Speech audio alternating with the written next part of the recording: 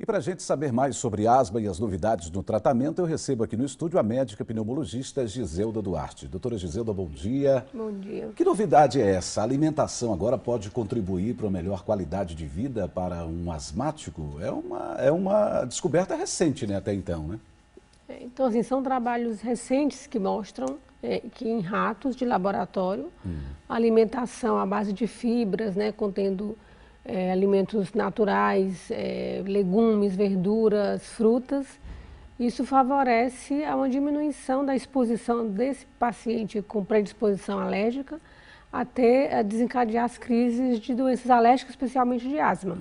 Isso está comprovado em ratos de laboratório e precisa se comprovar se existe uma reprodutibilidade para o ser humano. Quer dizer que ainda não está efetivado, ainda não está concretizada essa ideia desse tipo de alimentação que a senhora acabou de falar para a reação positiva em seres humanos. Isso foi em laboratório, né? Em animais de laboratório. Provavelmente no ser humano também. Aí é importante que se saiba a quantidade de fibra que deve ser ingerida por dia, né? Então isso seriam os próximos trabalhos a serem desenvolvidos. Enquanto essa boa nova não chega, né, com efetividade, qual é o tratamento atual hoje? A questão da fisioterapia, a questão dos exercícios, o que é recomendado hoje para uma pessoa que tem deficiência respiratória, no caso, crises de asma? Então, o tratamento é o tratamento medicamentoso associado com o que a gente chama de controle do ambiente, né? Então, o controle do ambiente, a medida mais importante e efetiva é o tabagismo, evitar o tabagismo, tanto ativo quanto passivo. E outras medidas que a gente chama são adjuvantes, né, que é o controle de exposição a alérgicos inalatórios, principalmente a poeira. Então, tem que ter uma residência que não tenha cortina, tapetes, né, esses materiais que acumulam poeira. Combater a umidade, como já foi dito, né, também odores fortes, então a gente orienta para utilizar material de limpeza de cheiro neutro, né, melhorar a umidade do ar, quando o ar está muito seco a gente pede para melhorar a umidade. Então, Gisele, a asma é uma doença, podemos dizer que é uma doença hereditária, ela passa de pai para filho?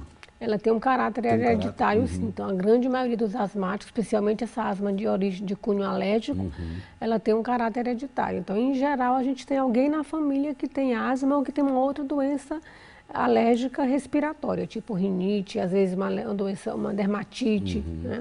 Procede a ideia de que a asma também é de caráter emocional? O fator emocional é um fator para desencadear as crises, né? Então, uma pessoa que tem predisposição, né, que já tem uma asma, então o fator emocional é um fator importante para desencadear a crise.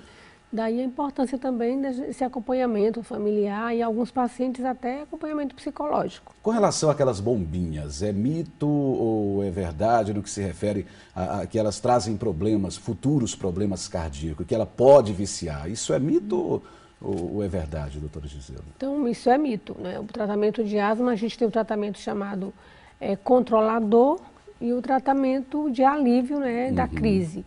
Então, o tratamento de alívio da crise é feito com broncodilatador. E esse broncodilatador é inalatório, as bombinhas que você fala. Exatamente, que é popularmente conhecido. Isso, então tem dois tipos de broncodilatadores mais utilizados.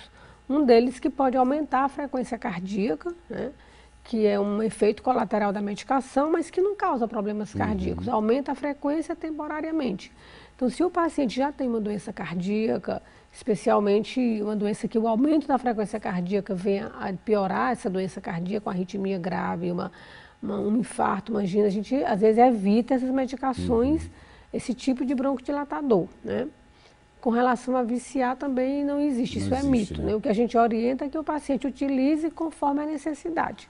E tem o tratamento que a gente chama de tratamento controlador, né? Que é o tratamento que o paciente vai usar continuamente, independente de estar com sintomas ou não, para controlar a doença, que é a base de corticoide inalatório. Com relação à prática de exercícios físicos, é recomendável ou o asmático ele tem que evitar? Até quando ele pode praticar exercício físico com frequência? Então, o que a gente tem é que controlar a doença, controlar os sintomas, e a partir do momento que o paciente está com os sintomas controlados, a gente orienta a atividade física. A atividade física é extremamente benéfica para o paciente que tem uma asma, uma asma controlada para se manter esse nível de controle. Se o paciente tem uma asma que está fora de controle, ele não vai conseguir fazer atividade física. Qual é a diferença entre uma bronquite e uma asma? Ou é a mesma coisa? Podemos considerar a mesma coisa, doutora Giselda? Então, assim, o nome da patologia é asma, que popularmente se chama de bronquite asmática da maneira errada, né? E aí, bronquite, a gente tem uma inflamação brônquica que pode ser desde uma bronquite aguda, uma gripe... Essa é curável? É curável, né? Uma bronquite crônica, que é associada geralmente ao tabagismo, que aí também não tem cura, né?